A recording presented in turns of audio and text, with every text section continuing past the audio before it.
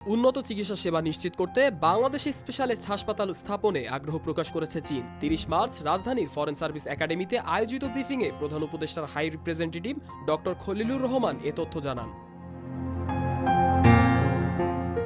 তিনি বলেন, গত ডিসেম্বরে আমি চীনের কুনিম সফর করেছি। সেখানকার কোঅপারেশন মিনিস্টারের সঙ্গে আলোচনায় বাংলাদেশি রোগীদের জন্য বিশেষায়িত হাসপাতাল চেয়েছিলাম। সে অনুযায়ী চীনে ইতিমধ্যে 4টি হাসপাতাল বাংলাদেশি রোগীদের জন্য ডেডিকেটেড করা হয়েছে। 10 মার্চ প্রথম দলটি চিকিৎসার জন্য সেখানে গেছে। ডক্টর খলিলুর রহমান আরও জানান, আমি সেখানকার একটি হাসপাতাল পরিদর্শন করেছি। চিকিৎসা সেবার মান চমৎকার। তবে আমরা শুধু বিদেশে চিকিৎসার সুযোগ নয়, বাংলাদেশেই আন্তর্জাতিক মানের হাসপাতাল চাই। এই জন্য চীনকে অনুরোধ করা হয়েছে এবং তারা ইতিবাচক মনোভাব দেখিয়েছে।